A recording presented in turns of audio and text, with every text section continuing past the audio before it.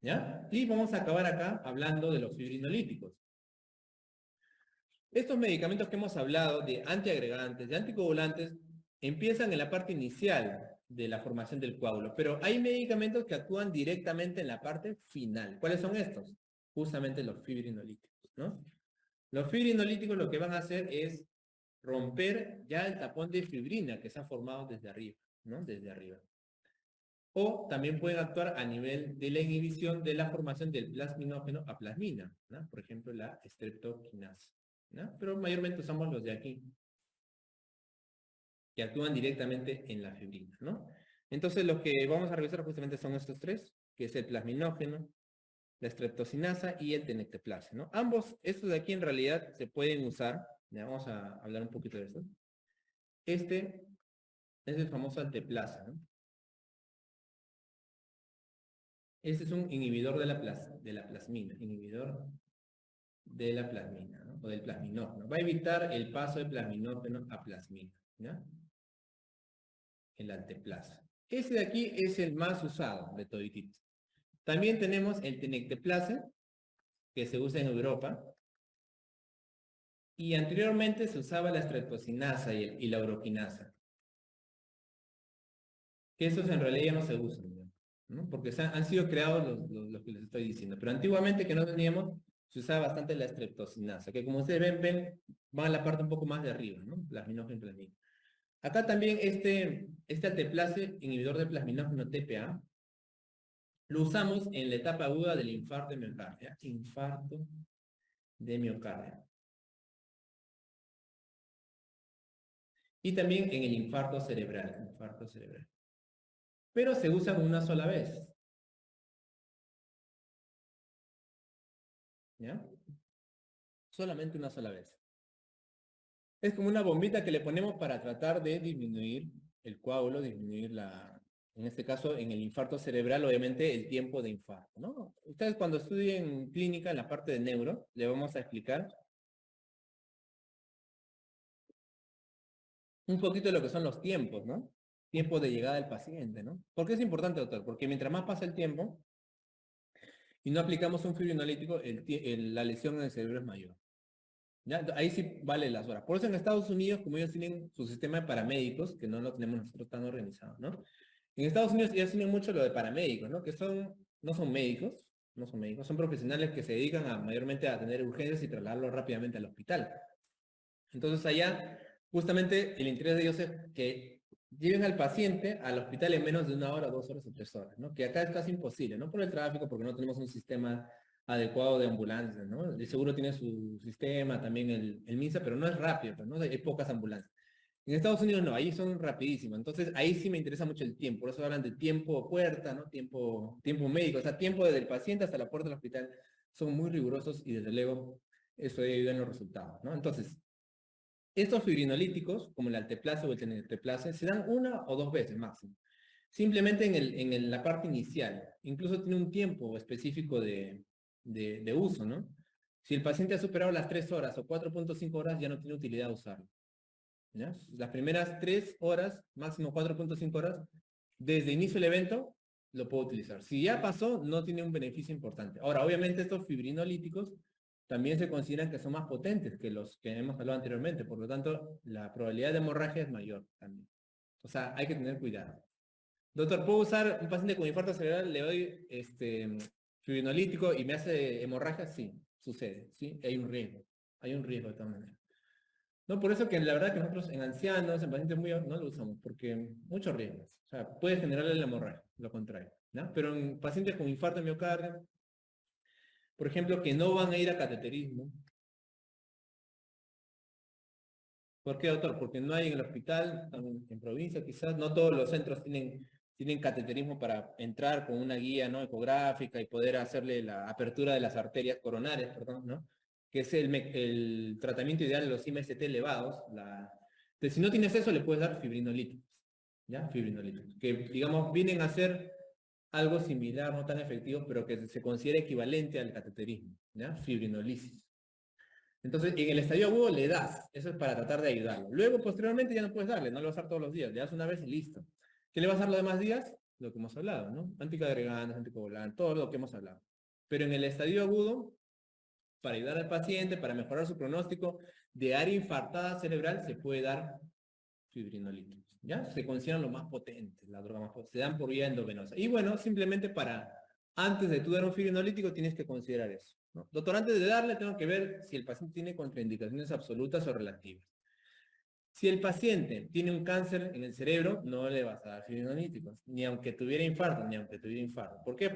O infartos de miocardio, porque obviamente puedo causar la hemorragia del cáncer y ya, pues el paciente muere, ¿no?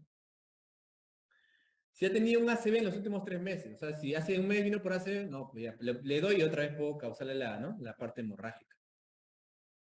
Doctor, si su infarto ya tiene un año, ya ahí sí, pues ya ahí no puedo jugar. Si ha tenido una hemorragia intracraneal, no importa el momento, hace 1000 años, pero tuvo una hemorragia, no le vas a dar fibrinolisis, pues le puedo causar hemorragia. Y así, sospecha de disección aórtica, si sabes que tiene problemas sangrados por otra enfermedad o un traumatismo craneoencefálico, también grave, ¿no? Que un golpe enorme ha sangrado también, ¿no? Y luego están las contraindicaciones relativas que ahí tú puedes por ahí un poco sospechar riesgo-beneficio, ¿no? O sea, ha tenido un sangrado, por ejemplo, gástrico, pero viene con un infarto, ya me la juego, pues, ¿no? O le digo a la familia, si hay un riesgo, pero ya, ¿no? Úlcera péptica activa, ¿no? Warfarina también, si está usando, bueno, también hay un riesgo, ¿no? Pero si yo veo que el paciente no tiene contraindicaciones absolutas, puedo usar fibrinolíticos en la etapa aguda del infarto cerebral sobre todo y también del corazón. ¿Ya? Entonces para eso me sirven, para indicaciones de emergencia. Muy bien. Ya chicos, tenemos quizás un par de minutos para algunas preguntas, cuando nos hemos pasado. Pero espero que les haya servido porque acá hemos revisado más o menos todo lo que es cardio, todas las emergencias cardíacas. ¿Alguna pregunta del chat también por ahí? Sí.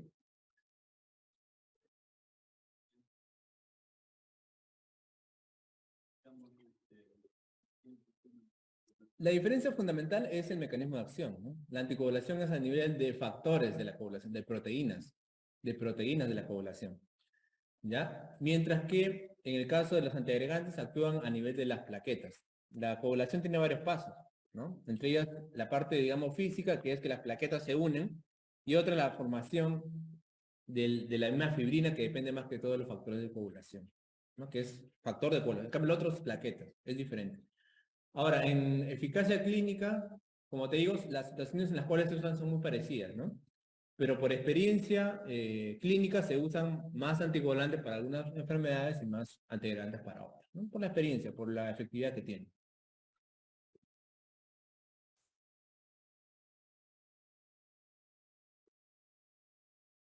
Ya, acá es importante que se graben los grupitos, ¿no? Quizás que es un poquito lo más complicado en anticoagulación, antiagregación, ¿no? La aspirina es como la reina, o sea, la aspirina está aparte, ¿no? La aspirina, como te digo, forma parte de los AINES, lo vamos a estudiar un poco más en el AINE, pero es la reina porque también es un buen antiagregante, es uno de los más antiguos, ¿no? Como ustedes saben, es bien tolerable, bien eso, ¿no? Uy, acá veo, pero lo veo bien grande la letra. Sí, el enalapril necesita pasar en el aprilato, es un proforma. Sí, preferencia de hidropiridínicos. También puedes dar el no dihidro, pero el no dihidro causa bradicardia, así que tendrías que ver en realidad si realmente quieres eso, ¿no? Ahí prefiero mucho más los dihidropiridínicos.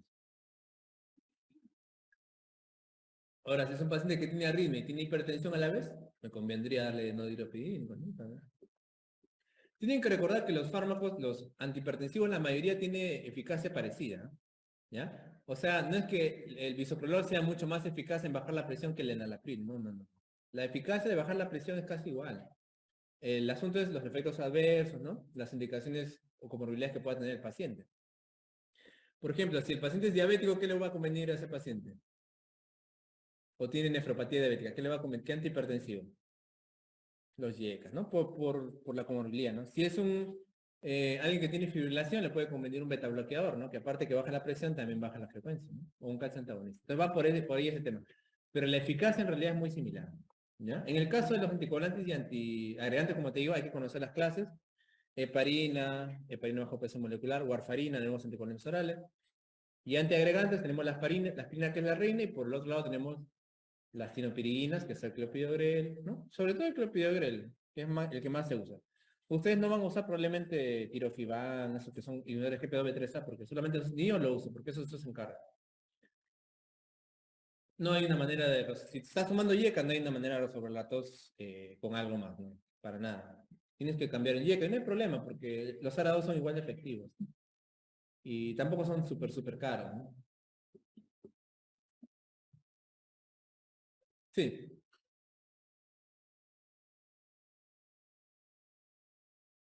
Ujú. No es necesario. Que no es necesario. En hipertensión es un poco común. En ICC no tanto. Pero en hipertensión sí. A veces hay pacientes que no, que poco a poco van necesitando más antihipertensivos y hay que agregarlo, ¿no? Hay un capítulo especial de eso en medicina interna que se llama hipertensión refractaria, ¿no? O hipertensión maligna también le dicen, ¿no? Ya es un tema de especialidad ya, o sea, más difícil, ¿no? Que en mi clínica a veces lo revisamos. Ahí tienes que usar 3 o 4 fármacos, ¿no? Y también, desde luego, a veces descartar que no hayan otras enfermedades que estén propiciando esta resistencia, ¿no? Por ejemplo, un paciente diabético puede empezar a hacer RC y la RC va a perjudicar el manejo de ¿no? Y quizás ahí tienes que ya cambiar de fármaco. Hay cosas que pueden ir apareciendo, ¿no? En la vejez también, entonces.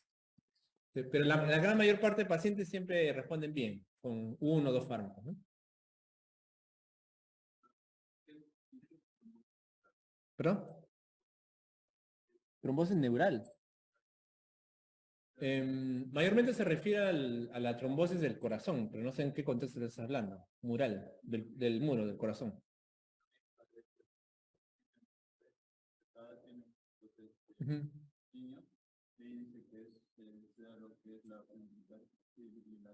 Ujú. Ah, ya, entonces claro, también puede haber trombosis en el mismo corazón. Es un término para hablar de trombosis en el mismo corazón, pero más que todo me sirve para verlo en el ecocardiograma, o sea que cuando tú haces el ecocardiograma vas a ver ahí la trombosis. ¿No? Quizás es un sitio en el cual se puede ver más frecuentemente el trombos, porque no en todo el corazón se ve trombos. Y a veces no siempre se ve el trombo tampoco, ¿no? No lo vas a visualizar directamente.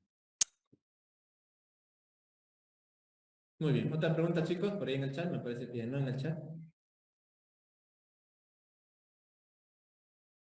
Muy bien, entonces nos vemos en la próxima clase. Sí les pido por ahí repasar, ¿sí? Lo que vemos para que podamos, porque al final se integra todo, ¿no? Siempre vamos a dar un poco, repetir cosas porque está un poco integrado este curso. Igual van a ver que le va a servir bastante. Muy bien. Si no hay preguntas, nos vemos entonces, chicos. Gracias.